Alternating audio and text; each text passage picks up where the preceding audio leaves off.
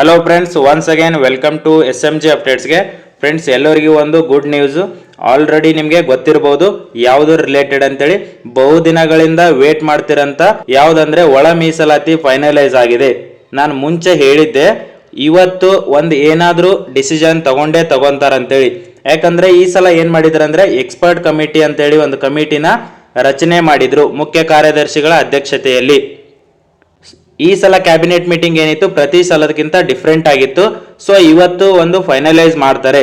ಒಳ ಮೀಸಲಾತಿ in case finalise ಆಗ್ಲಿಲ್ಲ ಅಂದ್ರೂ ಏನಾದ್ರೂ ಅಲ್ಟರ್ನೇಟ್ ವೇದಲ್ಲಿ ನೇಮಕಾತಿಗಳು ಸ್ಟಾರ್ಟ್ ಮಾಡ್ತಾರಂತೇಳಿ ನಾನು ಮುಂಚೆ ಹೇಳಿದ್ದೆ. ಸೊ ಅದೇ ರೀತಿ ನೋಡಿ ಇವತ್ತು ಒಳ ಮೀಸಲಾತಿ ಫೈನಲೈಸ್ ಆಗಿದೆ. ಯಾವ್ದು ರಿಸರ್ವೇಶನ್ ಮೇಲೆ ಅಂದ್ರೆ ಏನ್ ಕೋರ್ಟು 50% ಮೇಲೆ ನೀವು ನೇಮಕಾತಿಗಳನ್ನ ಮಾಡಬಹುದು ಅಂತ ಹೇಳಿದ್ರಲ್ಲ, ಅದೇ ರೀತಿ ನೋಡಿ SC ಕ್ಯಾಟಗರಿಗೆ 15% ರಿಸರ್ವೇಶನ್ ಇತ್ತು ಮುಂಚೆ. ಇದರ ಮೇಲೆನೆ ಇಂಟರ್ನಲ್ ರಿಸರ್ವೇಶನ್ ಮಾಡಿದ್ದಾರೆ. ಓಕೆನಾ.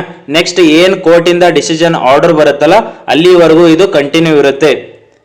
ನೋಡಿ ಇದರಲ್ಲಿ SC ಕಮ್ಯುನಿಟಿ ಬಲಗೈ ಸಮುದಾಯಕ್ಕೆ ಎಷ್ಟು ಅಂದ್ರೆ 5.25% ನೋಡಿ 5.25 ರಿಸರ್ವೇಶನ್ ಇದೆ. ಮತ್ತೆ ಅದೇ ರೀತಿ ನೋಡಿ ಎಡಗೈ ಸಮುದಾಯದವರಿಗೇನು ಸೇಮ್ ಇದೆ 5.25%. ನೆಕ್ಸ್ಟ್ ಯಾವ್ದಂದ್ರೆ ಇತರೆ ಬೇರೆ ಲಂಬಾಣಿ ಮತ್ತೆ ಬೋವಿ ಏನಿದೆಯಲ್ಲ ಅಲ್ಲಿ 4.5% ರಿಸರ್ವೇಶನ್ ಇದೆ. ಈ ತರ 15% ಅಲ್ಲಿ ಒಳ ಮೀಸಲಾತಿನ ಹಂಚಿಕೆ ಮಾಡಿ ಫೈನಲೈಸ್ ಮಾಡಿದ್ದಾರೆ. ನೋಡಿ ಇದು ಏನು ಕಗ್ಗಂಟಾಗಿ ಉಳ್ಕೊಂಡಿತ್ತಲ್ಲ ಒಳ ಮೀಸಲಾತಿನ ಇವತ್ತು ಅಂತಿಮವಾಗಿ ಫೈನಲ್ ಮಾಡಿದ್ದಾರೆ. ಸೊ ನೆಕ್ಸ್ಟ್ ನೋಡಿ ಇನ್ ಕೇಸ್ 56% ಮೇಲೆ ರಿಸರ್ವೇಶನ್ ಮೇಲೆ ನೀವು ನೇಮಕಾತಿಗಳನ್ನ ಮಾಡಬಹುದು ಅಂತೇಳಿ ಕೋರ್ಟಿಂದ ಡಿಸಿಷನ್ ಬಂದ್ರೂ ಆಲ್ರೆಡಿ ಅದ್ರ ಮೇಲೆ ಇಂಟರ್ನಲ್ ರಿಸರ್ವೇಶನ್ ಇದೆ 17% ಮೇಲೆ. ಸೊ ಇವಾಗ ಅಲ್ಲಿನೂ ಲೇಟ್ ಆಗಲ್ಲ. ಇವಾಗ ಏನು 50% ಮೇಲೆ ಕಂಟಿನ್ಯೂ ಮಾಡ್ಕೊಂಡು ಹೋಗ್ತಾರಲ್ಲ 15%, ಇವಾಗ ಇದನ್ನ ಹೊಸ ಇಂಟರ್ನಲ್ ರಿಸರ್ವೇಶನ್ ರೆಡಿ ಮಾಡಿದ್ದಾರೆ. ನಾನು ಮುಂಚೆ ಆಲ್ರೆಡಿ ಹಿಂಟ್ನ ಕೊಟ್ಟಿದ್ದೆ. ನೇಮಕಾತಿಗಳು ಮೇ ಅಲ್ಲಿ ಆಲ್ಮೋಸ್ಟ್ ಸ್ಟಾರ್ಟ್ ಆಗ್ತವೆ. 1-2-3 ನೋಟಿಫಿಕೇಶನ್ ಆದ್ರೂ ಸ್ಟಾರ್ಟ್ ಮಾಡ್ತಾರೆ. ಯಾವ್ದಂದ್ರೆ ನೋಡಿ VAO ಮಾಡ್ತಾರಂತ ಹೇಳಿದೆ, ಅದ್ರ ಜೊತೆಗೆ PC ನೋಟಿಫಿಕೇಶನ್, ಅದರ ಜೊತೆಗೆ ಲ್ಯಾಂಡ್ ಸರ್ವೆ ರೀ ನೋಟಿಫಿಕೇಶನ್, ಮತ್ತೆ ಲೆಕ್ಚರ್ಸ್ ರೆಕ್ರೂಟ್ಮೆಂಟ್, ಇವೆಲ್ಲ ನೇಮಕಾತಿಗಳು ಆಗೇ ಆಗ್ತವೆ ಮೇದಲ್ಲಿ ಅಂತೇಳಿ ನಿನ್ನೆ ಮೊನ್ನೆ ವಿಡಿಯೋ ಮಾಡಿ ಅಪ್ಲೋಡ್ ಮಾಡಿದೆ.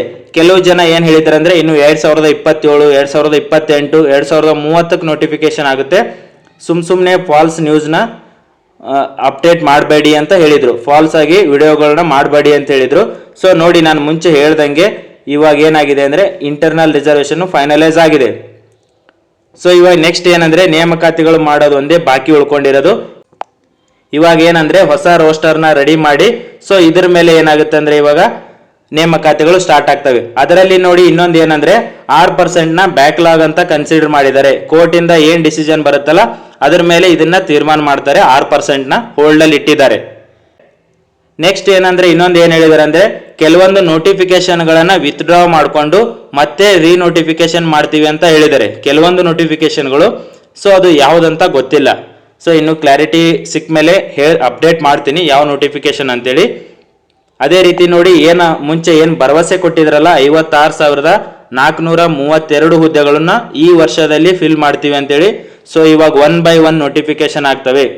ಯಾರು ಇಲ್ಲಿವರೆಗೂ ಕರೆಕ್ಟ್ ಆಗಿ ಸ್ಟಡಿ ಮಾಡ್ಕೊಂಡು ಬಂದಿದ್ರಲ್ಲ ಅವ್ರು ಮಾತ್ರ ಎಕ್ಸಾಮ್ಸ್ನ ಕ್ಲಿಯರ್ ಮಾಡ್ಬೋದು. ನಾ ಮುಂಚೆಯಿಂದಾನೆ ಹೇಳಿದ್ದೀನಿ, ಕಂಟಿನ್ಯೂ ಸ್ಟಡಿ ಮಾಡ್ತಾ ಇರಿ ಅಂದ್ರೆ ಮಾತ್ರ ಎಕ್ಸಾಮ್ಸ್ನ ಕ್ಲಿಯರ್ ಮಾಡ್ಬೋದು. ಯಾಕಂದ್ರೆ ಇವಾಗ ಹೆವಿ ಕಾಂಪಿಟೇಷನ್ ಇದೆ. 3-4 ವರ್ಷ 2-3 ವರ್ಷದಿಂದ ವೇಟ್ ಮಾಡ್ಕೊಂಡು ಸ್ಟೂಡೆಂಟ್ಸ್ ಎಲ್ಲ ಕೂತಿದ್ದಾರೆ. PC ಎಲ್ಲ ನೋಡಿರ್ಬೋದು 3-4 ವರ್ಷದಿಂದ ನೋಟಿಫಿಕೇಶನ್ ಆಗಿಲ್ಲ. ಸೊ ಇವಾಗ ಏನು 8,000 ಹುದ್ದೆಗಳದಂತ ಹೇಳಿದಾರಲ್ಲ ಆಲ್ಮೋಸ್ಟ್ ಮೇ ಅಲ್ಲಿ ನೋಟಿಫಿಕೇಶನ್ ಆಗುತ್ತೆ. ಸೊ ಇವಾಗ ಏಪ್ರಿಲ್ ಎಂಡ್ ಬಂದಿದೆ. ಈ ವೀಕಲ್ಲಿ ರೋಸ್ಟರ್ ಎಲ್ಲ ರೆಡಿ ಮಾಡಿದ ಮೇಲೆ ಮೇ ಅಲ್ಲಿ 8,000 ಹುದ್ದೆದು ಒಂದು PC ನೋಟಿಫಿಕೇಶನ್ ಆಗುತ್ತೆ. ಅದರ ಜೊತೆಗೆ VAO 500 ನೋಡಿ. ಸೊ ಇವು ಎರಡು ದೊಡ್ಡ ನೋಟಿಫಿಕೇಶನ್ ಇದೆ. ಅದರ ಜೊತೆಗೆ 2,000 ಲೆಕ್ಚರ್ಸ್ ರಿಕ್ರೂಟ್ಮೆಂಟ್ ಇದೆ. ಇದರಲ್ಲಿ PU ಲೆಕ್ಚರ್ಸ್ ಇದೆ, ಮತ್ತೆ ಡಿಪ್ಲೊಮಾ ಕಾಲೇಜ್ ಪಾಲಿಟೆಕ್ನಿಕ್ ಇದೆ, ಅದರ ಜೊತೆಗೆ ಇಂಜಿನಿಯರಿಂಗ್ ಕಾಲೇಜು ಎಲ್ಲ ಸೇರಿ 2,000 ಹುದ್ದೆಗಳಿದೆ. ಮತ್ತೆ ಕೆಲವೊಂದು ಕ್ಯಾನ್ಸಲ್ ಆಗಿರೋದು ನೋಡಿ, ಲ್ಯಾಂಡ್ ಸರ್ವೇರ್ ಇದೆ 750 ಹುದ್ದೆಗಳು, AEE ಇದೆ, ಸಿವಿಲ್ AEE ಕ್ಯಾನ್ಸಲ್ ಆಗಿದೆ, ಮೋಟರ್ ವೆಹಿಕಲ್ ಇನ್ಸ್ಪೆಕ್ಟರ್ ಇದೆ, HK ಮತ್ತು ನಾನ್ HK ಟೋಟಲ್ 74 ಪೋಸ್ಟ್ ಇದೆ. 74 ಪೋಸ್ಟ್ ಮೋಟರ್ ವೆಹಿಕಲ್ ಇನ್ಸ್ಪೆಕ್ಟರ್. ಇವನ್ನ ರೀನೋಟಿಫಿಕೇಶನ್ ಮಾಡ್ತಾರೆ ಸದ್ಯದಲ್ಲಿನೇ. ಮತ್ತೆ ನೋಡಿ ಫಸ್ಟ್ ಎಕ್ಸಾಮ್ ಆಗೋದು ಯಾವ್ದಂದ್ರೆ land surveyor, AEE, motor vehicle inspector. ಯಾಕಂದ್ರೆ ಇವು ಆಲ್ರೆಡಿ ಕ್ಯಾನ್ಸಲ್ ಆಗಿರೋ ನೋಟಿಫಿಕೇಶನ್ಗಳು. ಮತ್ತೆ ಅದರ ಜೊತೆಗೆ ನೋಡಿ ಕೆಲವೊಂದು SD FD ಇದೆ. ಯಾವುದ್ರ ಕಡೆ ಅಂದ್ರೆ KE ಕಡೆ ಕೆಲವೊಂದು ನಿಗಮ ಮಂಡಳಿಯಲ್ಲಿ SDFD ಇದೆ. ಅದರ ಜೊತೆಗೆ ನೋಡಿ ತುಂಬ ಇಂಪಾರ್ಟೆಂಟ್ ಅಂದರೆ 2000ವರೆಗೂ ಅಪ್ ಟು 2000ವರೆಗೂ SDFD KPSC ಕಡೆಯಿಂದ ಕಾಲ್ ಫಾರ್ಮ್ ಆಗೋದಿದೆ. ನೀವು ಆಲ್ರೆಡಿ KPSCಗೆ ಪ್ರಪೋಸಲ್ ಹೋಗಿರೋದು ನೋಡಿರ್ಬೋದು. ನಾ ಆಲ್ರೆಡಿ ಒಂದು ವಿಡಿಯೋ ಮಾಡಿ ಅಪ್ಲೋಡ್ ಮಾಡಿದ್ದೆ, ಅಲ್ಲಿ 800 ಹುದ್ದೆಗಳದ್ದು ಮಾಹಿತಿ ಸಿಕ್ಕಿತ್ತು. ಸೊ ಇನ್ನೂ ಏನಂದ್ರೆ ಇನ್ನೂ ಕೆಲವೊಂದು ಪ್ರಪೋಸಲ್ ಬರ್ತಾವಂತ ಮಾಹಿತಿ ಇತ್ತು. ಟೋಟಲ್ 2000 ಹುದ್ದೆಗಳವರೆಗೂ SDFD ಕಾಲ್ ಫಾರ್ಮ್ ಆಗೋದಿದೆ. ಯಾವುದರ ಕಡೆಯಿಂದ ಅಂದರೆ KPSC ಕಡೆಯಿಂದ. ಸೊ KPSC ಏನು ಸಿಲೆಬಸ್ ಇದೆ ನೋಡ್ಕೊಂಡು ಓದಿ, ಯಾಕಂದ್ರೆ ಮುಂಚೆ ಸಿಲೆಬಸ್ ಏನಿದೆ KPSC ಡಿಫ್ರೆಂಟ್ ಆಗಿದೆ. ಯಾವುದಕ್ಕಂದ್ರೆ SDA ಮತ್ತೆ FDAಗೆ. ಅದರ ಜೊತೆಗೆ ನೋಡಿ ಮತ್ತೆ ಯಾವುದಂದ್ರೆ PSI, ತುಂಬಾ ವೇಟ್ ಮಾಡ್ತಿರೋದು ಯಾವ್ದಂದ್ರೆ PSI. ಸೊ ಇದ್ರ ಬಗ್ಗೆನೂ ಏನ್ ಹೇಳಿದಾರೆ ಅಂದ್ರೆ 600 ಹುದ್ದೆಗಳದೊಂದು ನೋಟಿಫಿಕೇಶನ್ ಇದೆ ಅಂತ ಹೇಳಿದರೆ. ಸೊ ಇನ್ನು ಮಾಹಿತಿ ಸಿಕ್ಕಿಲ್ಲ ಇದ್ರದ್ದು, ಬಟ್ ನೋಟಿಫಿಕೇಶನ್ ಮಾತ್ರ 100% ಆಗುತ್ತೆ. ಸ್ವಲ್ಪ ಲೇಟ್ ಆದ್ರೂ ಆಗ್ಬೋದು, ಬಟ್ 600 ಪೋಸ್ಟ್ದು ಆಗುತ್ತೆ. ಅದರ ಜೊತೆಗೆ ನೋಡಿ ESI ತುಂಬಾ ಜನ ಕೇಳ್ತಿದ್ರಿ, ESIದು ಆಗುತ್ತೆ. ಎಷ್ಟಂದ್ರೆ 250 ಹುದ್ದೆಗಳಿದೆ ESI, ಇದು KPSC ಕಡೆಯಿಂದ ಕಾಲ್ ಫಾರ್ಮ್ ಆಗುತ್ತೆ. ಸೊ ಇಷ್ಟೆಲ್ಲ ನೋಟಿಫಿಕೇಶನ್ಗಳಿದಾವೆ.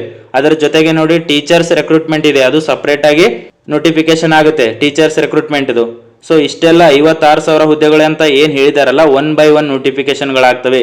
ನೋಡಿ ನಿಮಗೆ ಯಾವುದು ಬೇಕಂತ ಇದೆಯಲ್ಲ ಅದು ತುರ್ತಾಗಿ ನೋಟಿಫಿಕೇಶನ್ಗಳಾಗ್ತವೆ. ಯಾವುದಂದ್ರೆ PC, VO, ಲೆಕ್ಚರ್ಸ್ ರೆಕ್ರೂಟ್ಮೆಂಟು ಮತ್ತೆ ಲ್ಯಾಂಡ್ ಸರ್ವೇರ್ ಕ್ಯಾನ್ಸಲ್ ಆಗಿರೋದು.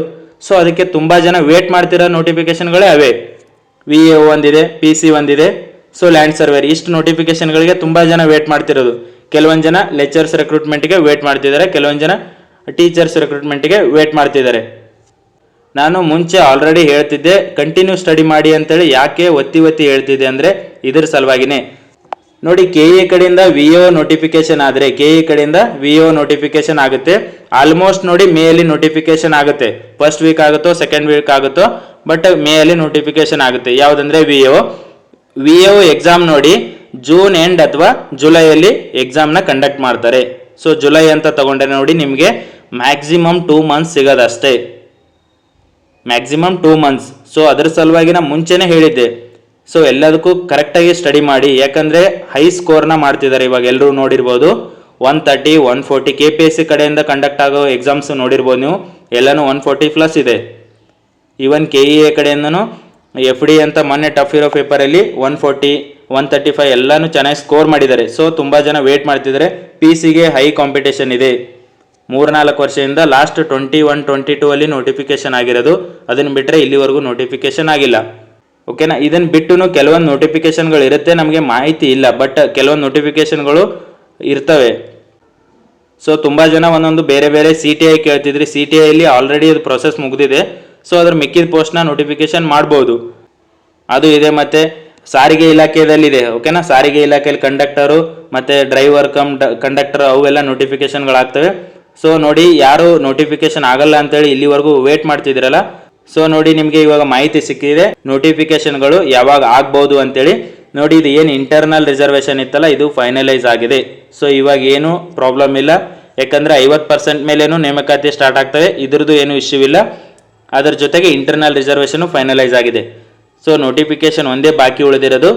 ನೀವು ಎಷ್ಟು ಸ್ಟಡಿ ಮಾಡಿದಿರಾ ಅಂತೇಳಿ ಕ್ವಶನ್ ಮಾಡಿಕೊಂಡು ಸ್ಟಡಿನ ಮಾಡಿ, ಯಾಕಂದರೆ 2 ತಿಂಗಳು ಅಷ್ಟೇ ನಿಮಗೆ ಟೈಮ್ ಸಿಗೋದು, 2 ರಿಂದ 3 ತಿಂಗಳಂತ ಅನ್ಕೊಳ್ಳಿ. ಫ್ರೆಂಡ್ಸ್ ನೋಡಿ ಇಷ್ಟೆಲ್ಲ ನೋಟಿಫಿಕೇಶನ್ಗಳು ನೆಕ್ಸ್ಟ್ ಮೇದಲ್ಲಿ ಎಕ್ಸ್ಪೆಕ್ಟ್ ಮಾಡ್ಬೋದು. ಮೇ ಜೂನಲ್ಲಿ 1 by 1 ನೋಟಿಫಿಕೇಶನ್ಗಳು ಆಗ್ತವೆ. ಸೊ ನಿಮ್ಮ ಸ್ಟಡಿನ ಕಂಟಿನ್ಯೂ ಮಾಡಿ. ಆಲ್ ದ ಬೆಸ್ಟ್ ಅಂತ ಹೇಳ್ತೀನಿ. ಓಕೆನಾ? ಮತ್ತೆ ಏನಾದರೂ ಇನ್ಫಾರ್ಮೇಷನ್ ಸಿಕ್ಕರೆ ಅಪ್ಡೇಟ್ ಮಾಡ್ತೀನಿ. ಓಕೆನಾ? Thank you friends.